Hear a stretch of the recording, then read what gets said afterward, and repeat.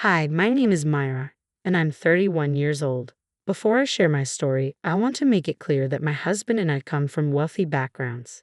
However, unlike my parents, we are thankful for our wealth and don't look down on others. Now, let me tell you about our revenge on my parents. I grew up in a wealthy family, but we didn't always have money. For a long time, my family was middle class.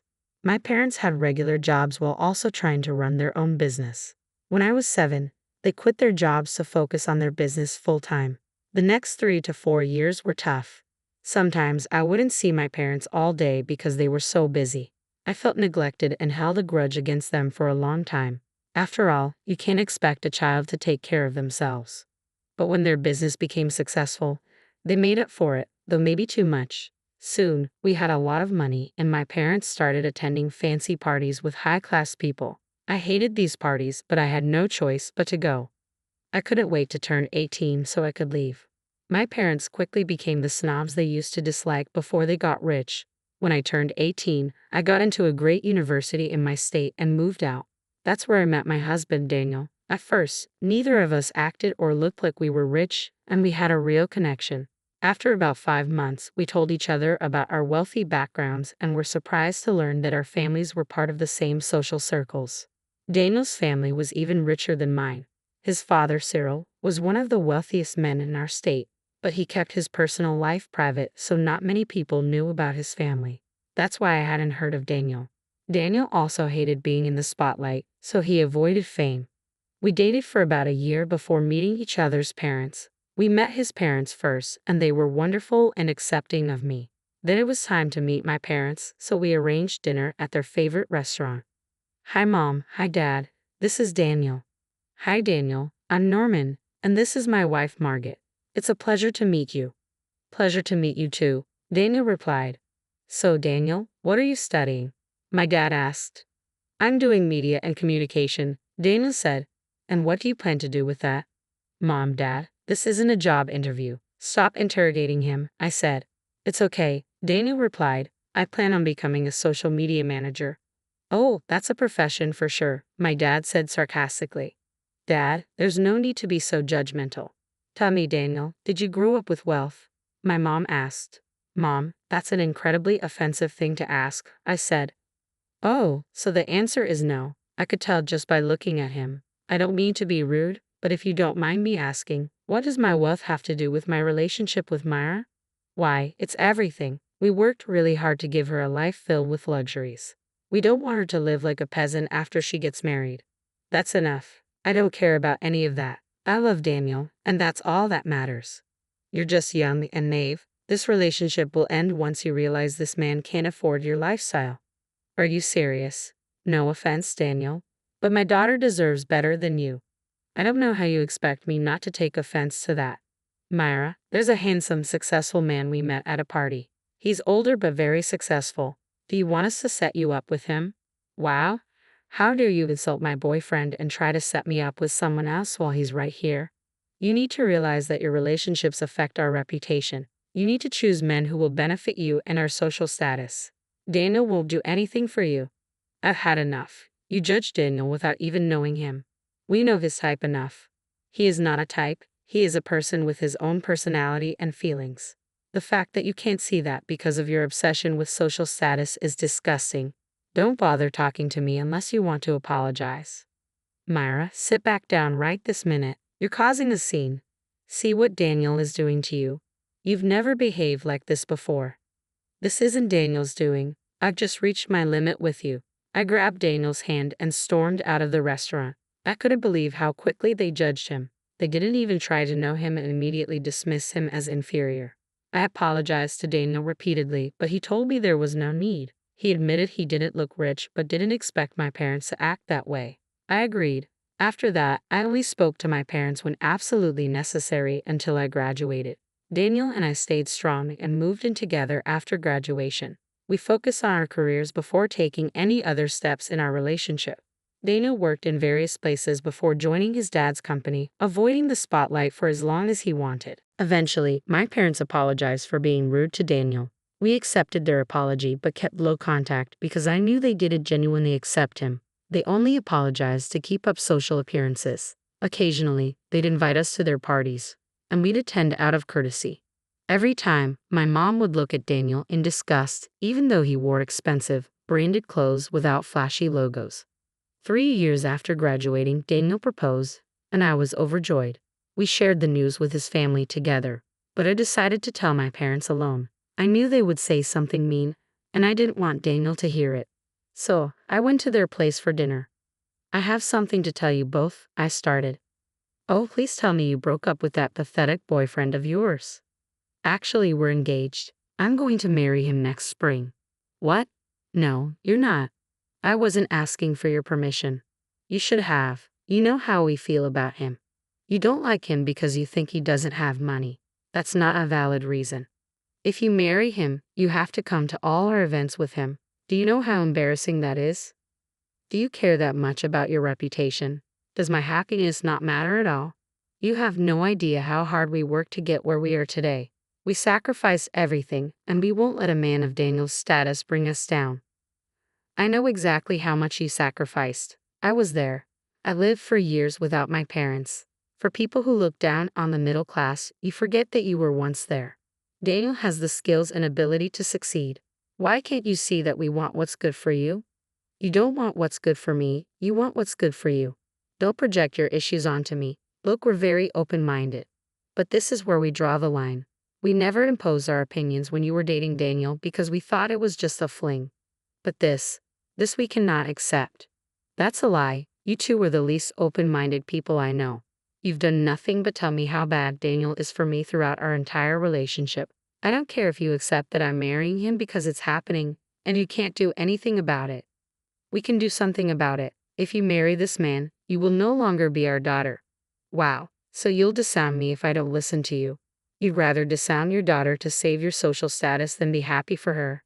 That's not it at all. We want what's best for you. If you can't see it, then we see no reason to support you. I'd like to see how your poor husband will support you. He's done more for me than you ever did. How dare you? We gave you this life. Don't you dare say we didn't do the best for you. While I am grateful for everything you did, neither of you ever cared about my happiness. Daniel makes me so happy, and I want to spend the rest of my life with him. Go ahead, disown me. I'll be happier that way because I cannot stand going to any more of your obnoxious parties. I'd like to see how this happiness of yours pays the bills. And don't you dare come to us when you need help with money, because we will not help. I'd rather be drowning in poverty than come to you for help. I left my parents' place immediately, feeling incredibly hurt. I wasn't naive enough to think they would readily accept him, but I had hoped they might have changed in the past 3 years and would see how happy Daniel made me. I drove away and parked a few blocks away before finally letting myself cry. I loved to put on a tough act, but they were still my parents. Sure, they were snobby and mean, but I still loved them, and it hurt to see that their love for me was so conditional. That's the one thing parents aren't supposed to have, conditional love. Eventually, I made my way back home, and Daniel comforted me. He was incredibly mad at my parents and asked if I wanted him to do something about it. I didn't want him to act against them because I saw no reason to become like them to prove a point. I decided then and there that the best way to get back at my parents was to live happily. That was what they didn't think I was capable of, so I would prove them wrong. Daniel and I spent the next few months enjoying life and planning our wedding. On the day of the wedding, I was the happiest girl alive. Daniel asked his dad, Cyril, to keep our marriage a private affair because he didn't like the limelight, and neither did I. Cyril was happy to do that and spoiled us with some of the most expensive gifts. After we got married, Daniel took up a permanent role at his father's company and became the head of the social media marketing team. Not to brag, but Daniel brought in a lot of money, especially by drawing more attention to the company. I was also advancing in my career and doing great. I didn't speak to my parents at all, not just because I didn't want to, but because they never reached out to apologize. Over the next 5 years, Daniel and I had a great time. We were doing amazing in our careers, and our social lives were thriving. Daniel slowly warmed up to the idea of being in the limelight, and we began attending more high society parties. We would run into a few of my parents' friends at these parties. When they asked about my parents, Daniel would subtly imply that they weren't the kindest of people. We thought this was just a petty move with no real impact, but it turns out it did have an effect. My parents started being shunned by their social circles. We realized it was working when we ran into them at Daniel's sister's engagement party. She wanted a big, extravagant celebration for the elite of society, and it was very exclusive. Daniel and I were obviously invited. When we saw my parents, they were shocked. Myra, Daniel, what on earth are you two doing here? My mother asked. Well, we got an invite and thought it would be rude not to show up, I replied. How did you get an invite to this party? This is an engagement party for business tycoon and millionaire Cyril Reed. Are you sure you're at the right place? We're sure we're at the right place. Now, if you'll excuse us, we have places to be and people to socialize with. Hold on, how did you both get invited here? This is a party only for the elites of our city, and last time I checked, you barely even came close to middle class, my father added. Do you really have no shame putting your daughter down like that? Daniel interjected. What daughter? This could have been you, Myra, but you gave it all up for this creature, my mother snapped. Wait, that's it. Myra must have got an invite in our name, and then Daniel made her not tell us and instead took him along. That would explain why he had to go around practically begging to get in here.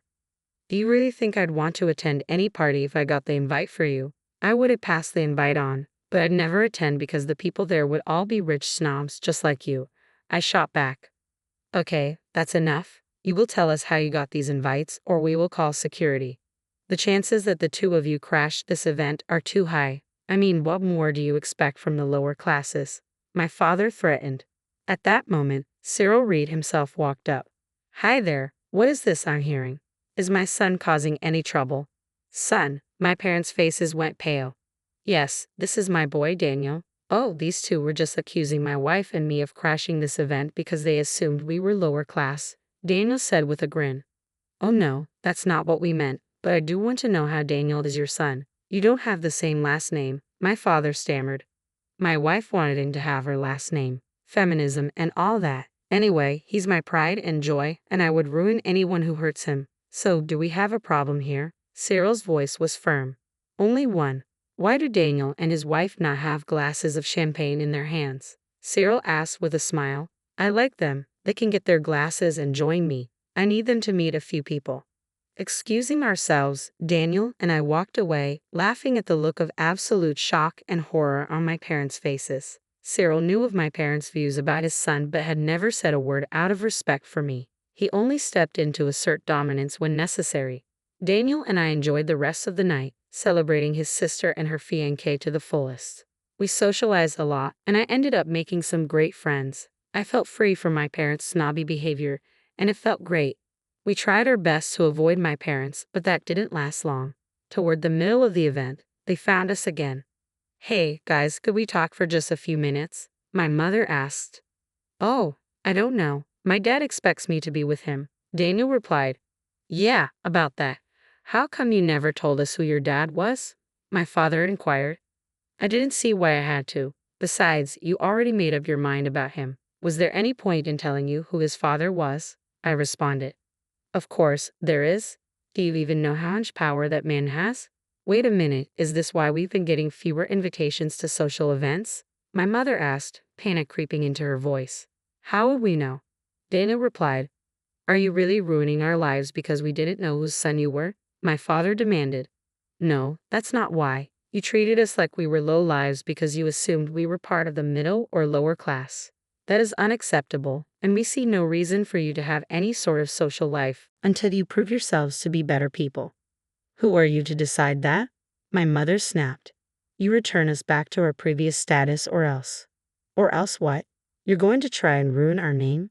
Good luck doing that. Hold on, my father interjected. We're sorry. We called you over here just to talk to you and apologize. But we're letting our negative emotions get in the way. We shouldn't have treated you that way, Daniel. Could we make it up to you in any way? Oh, you most definitely could. I want you to leave my sister's engagement party right this minute. What? But we worked so hard to get the invites to this event.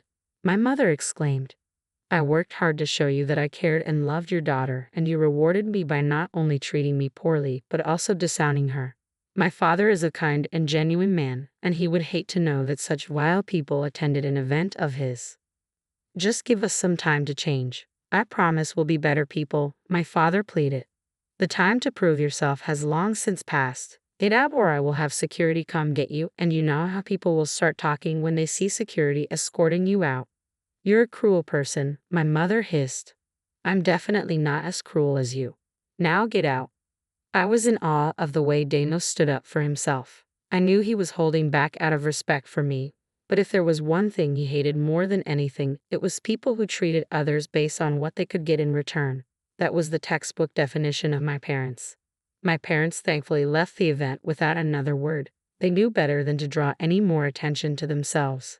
After they left, they texted me to apologize for the way they treated Daniel.